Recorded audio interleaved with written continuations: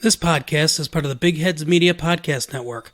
Go to bigheadsmedia.com for more great podcasts. Ladies and gentlemen, welcome to the From the Back Tees podcast, a podcast that is from the back tees, where we keep the movie references coming no matter how much our boss might not watch them. I am your co-host, Jerry Lou, and with me, as always, is the founder and other co-host of this website, From the Back Tees, Zach Pencer. Zach, how we doing, buddy? Love it. I'm doing pretty good. How about you?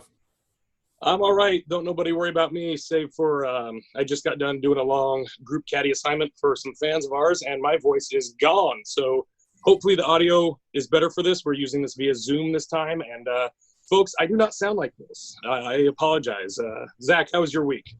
It was pretty good. Moved to a new city, so it was my first week out in Toronto.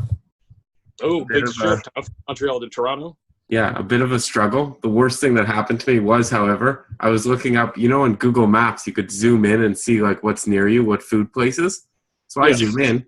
What do I see right across the street from me? My favorite fast food restaurant, Taco Bell. I'm like, this is great. I'm going to have Taco Bell 7 days a week. Oh, I thought you were going to say Chick-fil-A, but you couldn't get through the protesters. No, love Chick-fil-A, but Taco Bell. So I go outside, of course, to get my Taco Bell. And I'm following the GPS. Literally, like, it shows it's 50 meters away from my place. And I must have walked around the block 5 times just to find out that it went out of business. And it's like a bubble tea place. Horrible news. And they probably see people like you walk around 5 times and don't say a word. Like, oh, look, another half-witted stoner looking for the Taco Hell. I'm like, I just want a fucking quesadilla. Not bubble tea. Oh, man, I love you Taco Bell eaters. I haven't eaten at Taco Bell in like 17 years, and you know what? I still want to, but I don't. So you got to do it. It's incredible. What can I say? So to get this out of the way off the top of the show, yes, I was just caddying for a very lovely family and their friends from the East Coast of the United States, the Forsyth family. John has been following me on Twitter for some time, and then I think he started following our website. And Zach showed me some messages from his brother, Jeff, who was in the same trip, and I got a caddy for both these guys. You can find John at Twitter at jforsyth23, and you can find Jeff. Zach, you're going to love this. Jeff's Twitter handle is @fro. He started his Twitter account long enough that his Twitter account is @FRO. It's Fro. Are you serious? He told me the story today how he wanted to make his Twitter account @Jeff because this was 2007. This was way back in the day. And he, when he, much later down the road, he found out this name generator proxy that found out when certain domains were taken. And it turns out when he picked @Fro, @Jeff was still available for 8 more months. And he would have been the original @Jeff. I mean, can you imagine, if you're the @Zach or that would be incredible. So, @Fro and @jforsyth23, you guys, I group caddy for you guys, and we had some beers, we had a ball. John's old man Barney, he's a retired homicide detective. Do you remember about 18 years ago the DC sniper situation in Washington, D.C.? No. Now, brief segue from golf here for a second, folks. In the United States, as Americans are probably aware, in the early 2000s, we had, in my opinion, was the epitome of terrorism in that we had something called the DC Sniper. And what he was a father and his stepson or something like that. They were Islam converts, however you want to put it. But they would essentially just start picking people off from the back of their car. And it was one of those things where you were leaving dinner from Outback Steakhouse with your family. You were leaving Lowe's just getting a wax ring for your toilet. You literally could not leave your house because randomly you might get killed. I mean, they got almost up to 20 people. It was, in my opinion, in terms of terrorism, that was it. But needless to say, what happens to them now? Well, the father, he was put to death about 5, 6, 7 years ago, and the son is still incarcerated. I'm not sure how old he is now or how the verdict was, but this was all a long, long time ago. So. But yeah, I guess his father, Barney, was one of the lead detectives on the case, and they wound up catching the guy, thank God. So these guys are a great family. Couldn't have had a better time. They listen to the podcast. So, John was one of the people who was saying, like, yeah, your audio needs to improve. I'm like, yeah, it does. It really does. Oh, yeah. So it was a pleasure caddying for you guys. And all your friends, too, Nick, Greg, Scott, who I said looks like Captain Harris from Police Academy. I still stand by that. And Nick's dad got a hole-in-one. Or no, it wasn't Nick's dad. It was oh God, there's so many names I forget them. So someone you were with got a hole-in-one while you were caddying for them. No, it was in our group, one of the guys, his name was BJ. His dad was in the group in front of us. And when we were on number 4 green at Banded Trails and they were on number 5 green, they finally, because you couldn't see really if the ball went to the hole, it was kind of up on a ledge. So by the time they got up there, they started exclaiming like, okay, well, that just sounds like a birdie putt was made. Like, and nobody said anything specific until they got to tee box 6 and we got to tee box 5. And one of our guys got a text saying, Steve just made a hole in one. We're just like, and I looked around, I'm like, no, he didn't. That was the first thing I said is, no, he didn't. They did not react like people who would make a hole in one. No, they didn't. Turns out he did. And he was the worst golfer in the group, and his front 9 card had 3 8s, 3 10s, 2 4s, and an ace. Wow. That was his front 9 card. It seems to be what usually happens. Well, everyone was beside themselves because they said he was the worst player of the group. But hey, I mean, it's their extravaganza, and couldn't happen to a better group of guys, in my opinion. I get a handful of requests. Some are stuffy, most are very good, but this one was, as I was going to tell them, better than most. Wow, good use of the sentence. I try my best. I mean, most of the people who find me to caddy for them have been fans on the website first. But these are I've come across a couple of people lately who knew me first. I'm not gonna say they're fans of me. I'm nobody. I mean, I'm just. Oh, they are. Oh, they are. Humble brag. So, Zach, why don't you tell us about why you moved from the greater Montreal area to the greater Toronto area? So I actually moved for broadcasting, editing, and producing school. And one of the side perks is I'll be able to use their studio for podcasts, and hopefully we're going to have someone help with the production side. I don't know about that, but at least I know we're going to have a great setup for capturing the audio and for the mics, etc. So it should be great doing it from a distance. I know it's hard, but these guys have all top of the line. Oh yeah. Whatever equipment. That sounds. I've actually been considering going to a writing class in my community college myself. I got some of those files that are locked up in some Google Doc right now that I can't unearth, where I have like half written pieces I got to get to for you. But yeah, that's great. We hope everything's going to be moving on up, whether it's paid for help or not. I mean, exactly. It's everyone's striving to be an entrepreneur and be better at this. So yeah. I'm just happy I'm free of the clutches of Skype for yeah, we're going to try and add some hopefully video content for next season. We're talking seasons now. Oh, excellent. So yeah. When would you say season 2 starts? Would that be like when our podcast anniversary was? Because when was our first podcast? It was sometime in March, right? Maybe April. I feel like it was April.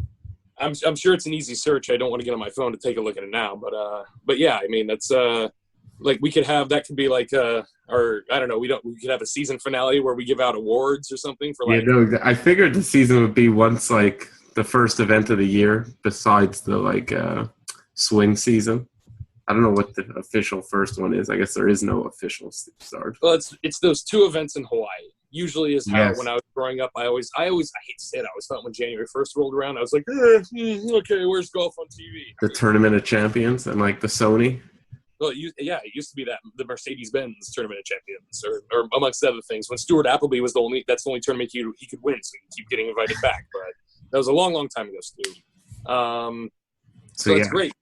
We're gonna have hopefully a lot more stuff coming your way. Hopefully the podcast is getting bigger. Hopefully it's not getting smaller. I want to address one little thing. We're going to keep the show brief. I don't have anything on my docket here, but I'm only bringing this up because I've noticed recently I put up a tweet that had to do with something that AOC, a politician in America, said that she had tweeted then deleted. Since then, I've heard many rebuts about it and whatnot. I just laugh because this crazy broad does so many dumb things constantly, and then you can't chase them all down and say they're all false. I mean, she's just she's not dangerous yet. She's just goofy.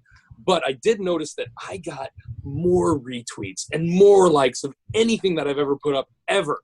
And out of all those likes and retweets, the only person to like it was my girlfriend. And she actually was the first one to like it. I kind of gave her a point of pride to that. So I want to address the fandom of From the Back Tees, not the fandom of Jerry Lou, because not many of my fans seem to reciprocate that either.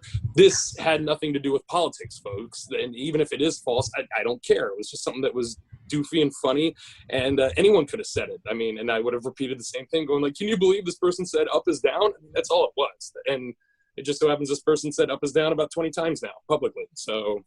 No, I agree. I know you hate the Barstool guys, but Portnoy, like the founder of Barstool, he had his whole thing where he got in like a spat with her over the unions or whatnot. Oh, yeah. And he gained like tons of followers and then whatnot. He reached like 1 million followers. And I was listening to one of their podcasts and he was talking about, he's like, for anybody, if you want to gain a couple thousand followers real fast, just tweet out "fuck AOC." I mean, that's it. You're going to get hundreds of retweets, hundreds of likes. See, now, granted, I only have 320 some odd followers, but at the same time, I looked at it as I put up a tweet a day later saying just like, hey, AOC fans, if you mix it up with me, all you're doing is proving all of my points.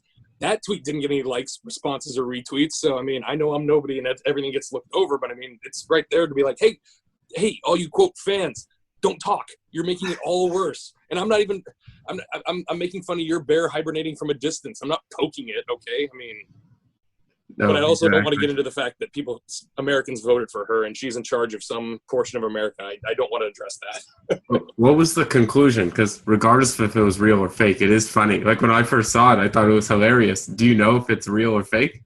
I don't care. I sincerely do not know if it's real or fake. Enough people told me it was fake that I just kind of shrugged it off going, yeah, fuck it. I don't care. And then a couple other people came back and said like, oh, well, Snopes isn't the best website. Folks, we're living in a day and age now where we can like digitally change faces to look like they're saying things and dub voices over. So what is the goddamn truth in the first place? Okay. You can rebut anything with any like proof out there. And it's so hard I hate to say it. Like, how do we prove history books right? Because there's no one there to refute those. I mean, what are we talking about here, people? You got to take things as you want to take them or as face value. I don't know. We're going to have big problems with these deep fakes soon. Well, it's true. It really, you said it right there. Deep fake. That I heard that term earlier this week. That's a thing. Like hell, Whitney Houston's has her body hasn't even been cold in the ground 10 years, and her hologram's already on tour. They could be making new songs and new creative content. These people are dead. I mean, we need to pump the freaking brakes here. For people listening, though, this is us. We know there's a lot of demand to copy our podcast, but we're not a deep fake yet. We'll see. We don't talk enough golf for them to really commit till be like, nah, we don't want to pirate that ship. It's like, we're out. We're out. So, speaking of Twitter, Zach, you got some questions? I do. I have. Let me get to the first question. Oh, I actually don't. I just have a ton of people commenting on your thing. What thing? On your message asking how the rule changes affected you. Oh, well, I mean, that's worth something. I mean, I noticed one of our peeps, I think it was Al Chervik, who follows us. He talked about the 3-minute thing. That's worked out pretty good. The flag stick thing, like I said before, it's like it really only affects like resort caddies and like maybe people in like their social foursomes. But after the first year of growing pains, we'll get that over with. I mean, here, well, I got this. TA at Tyler_Armstrong.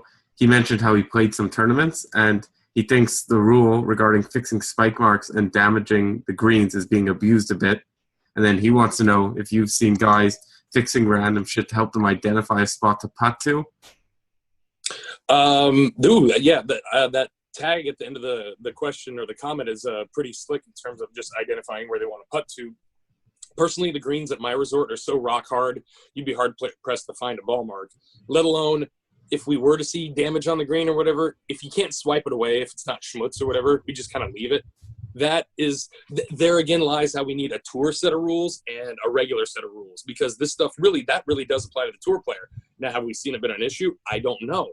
We've talked about slow play from some golfers. We've seen there has been some cases where golfers have like way too much worked on the spike marks or whatever, but I haven't seen a consistent thing to really, blow the mast one way or the other, so to speak. It's just, I think there's a lot more other things going on. I mean, and then like the whole, like, essentially, unless you intend to hit the ball and you don't hit it or whatever, other than seeing a couple golfers do that on tour accidentally, like Harris English and Zach Johnson, that really is way more affecting us amateurs and not the professionals. So, I mean, I don't know. It's just, I wanted to see if any, that's why I was kind of scraping the bottom of the barrel. I'm like, hey, has anyone else seen any rule changes that have really like upset them or it's been better? I mean, yeah, the one I sort of think, that 3-minute rule, I guess you're a fan of it. I sort of liked when it's 5 minutes, partially because I think it's so rare to lose a ball for them to actually lose it and not know where it is when it's inbounds.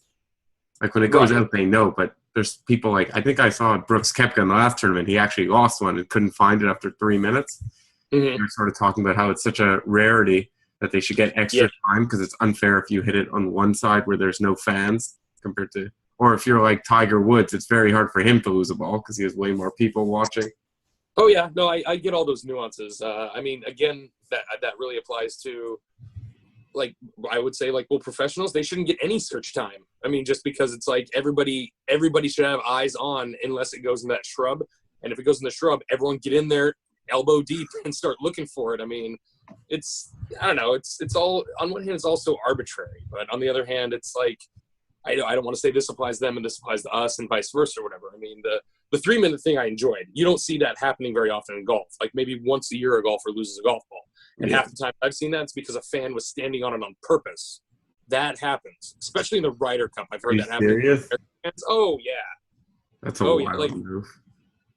Well, I heard actually, and I forget who the golfer was. It was in the final round. It was the singles day on Sunday singles, 99 at Brookline when the Americans came back. I forget who Tiger was playing. He was playing some, I want to say benign guy like Alex Cheka or Alex Noren, even though it wasn't either of those guys, maybe some other Alex. But ultimately, like Tiger was in the fairway doing his thing, and they kept searching for this guy's ball forever. They couldn't find it. He went back to re-tee. And all of a sudden, when they walked back down to the fairway, they're like, oh, hey, by the way, here's your ball right here. And when they noticed it, it was their words. They said there was a big footprint around it or whatever. And there were a couple of fans celebrating, hey, we did it or whatever. I mean, like way off the side. That was a little rumor I heard years ago. Nobody's ever refuted that or whatever. But I mean, I don't know. I mean, you have to stand there like Mr. Larson from Happy Gilmore, just perfectly still on top of a ball to be like, oh, nope, everyone's going to move around you except you. I mean, it seems unrealistic, but. Yeah, it does. It seems a little wild, but it wouldn't surprise me at all if the fans were doing it. So do we have anything else from Twitter at all? I mean, not too much. We also have Dumblefore, our guy Dumblefore. He's going to the Sanderson Farms next week to cover the event for us. Oh, that's right. Do I even have picks for Sanderson? I'm sure I do somewheres. Anyways, filibuster for a second. I'm stuck. I got my machine stuck on college sports. He'll win if he's in it. Does anyone really care about? Well, that's why I'm trying to look up the picks real quick because I mean, you know, if there's some names in the field, we got the. Nope. My machine stopped after the Tour Championship. It's not producing any more numbers. So yeah, well, hopefully we're gonna have, since now we got like 8 guys all spread out through the U.S. Although not too spread out, but. Hopefully we'll have guys at more events because I know that would be awesome. You see, much like how all these not big conglomerates, all these media guys, they constantly want to have like everyone together in the same room or whatever. That's what building up did, was eventually all these guys quit their jobs because they're making money and wanted to do this full time. Hell yeah, we'd like to do that. But as of right now, we have a neat little enterprise where we could be like the first satellite golf entity where it's just like, oh no, we have like our people are positioned regionally, so to speak. I mean, yeah, so people can meet people wherever. Exactly. So Zach, do you have a Canadian fun fact for us so we can keep this thing brief? I do. We're gonna go to hockey right now because it is quite possibly the greatest sport, even though this is a golf blog. The Stanley Cup, familiar? Yes, I've heard. Did you know the Stanley Cup? This I know. I don't know why I was reading notes on it. They have a bodyguard at all times. They have Lord Stanley's keeper, and it's been the same guy for like 30 years now. With no kidding. Long blonde hair. It's more like it's the same guy. It's been the same guy. He always has his white gloves on. It's not even long. It's like a blonde bob the guy has. You got to look him up. Incredible. He goes. So when you win the Stanley Cup, every player gets a day with the cup. And they could go anywhere. Like, they go to Russia with it. They could do whatever. This guy goes out to every single place. Imagine the stories this guy has. He has to have, has anyone interviewed this man? Or has he been too busy, like, being like the guard at Buckingham Palace? He hasn't been on too many things. Not that I've heard a couple, like, quotes from him, but he hasn't been on, like, shows, really. But, yeah, like, some people take it up mountains. I could just picture this guy, like, trekking up the mountain. Then the next day, like, people are, like, chugging beer out of it. Yeah, but then next day he's in the grotto at the Playboy Mansion. I mean, this guy, the Lord Stanley's keeper, could be the most interesting man in the world, or have the most stories just ever of everything. Yeah, but you can meet him. You just got to go to the Hockey Hall of Fame in Toronto, and he'll be there when it's there. Sounds like a shit life. Yeah, it's an interesting life. His whole life is just to stay with the Stanley Cup. Well, I mean, if he's the man, clearly he's the man for the job. Are you going to another fun fact though? He's not actually with the real Stanley Cup because there's two of them. They have one like behind, like they don't ever take it out, and then one that goes around with the players. So what's the point of? So they're taking the replica around. Oh, but it's like now it's almost at this point there's like two real ones because the replica's been around for like 100 years also. Say that the replica has had all the stories and stuff. I mean, it's probably more valuable than the. I would say so, yeah. All those people in Detroit and Pittsburgh who were pissed off because they thought they drank out of the Stanley Cup, and it was the Stanley Cup B. It was the replica version, cheap, only $1.99. I heard the same thing about the claret jug for the British Open, except you get to keep the claret jug for a year, and then when you give it back, they give you like a replica, and that's what you put at home. So, I wonder if anyone's tried doing a little swap. I know I don't know about that, but I do know that Tom Lehman's kids broke the trophy back in 96 or 96 because Leonard won in 97. And what happened was he came home, the kids were playing with the trophy, and he found the British Open claret jug bent over 45 degrees in the middle. And he essentially freaked out and like took it to his jeweler friend, and he's just like, "You have no idea. You have to fix this." You're screwed. And he fixed it. So I mean, that's the claret jug. That's the claret jug. So, all right, Zach. Anything else you want to cover? Where they can find us? How they can learn about us? What we are. You guys could find us at www.fromthebacktees.com. And hopefully you guys subscribe to the pod, so then you get this every single time we post. You'll get a notification. And you can find Jerry at, I'll say it for you since you're running out of a voice, Jerry Lou Looper 2. No, you got the one. You're the only Jerry Lou Looper so far. To our notice. I appreciate that. And yeah, that's pretty much it. We got a short show for you guys. We'll be back on next week. Oh, I almost dropped the mic. All right, folks. Yep, that was me, Jerry. Hope you guys keep it in the fairway, or whatever our ending catchphrase is.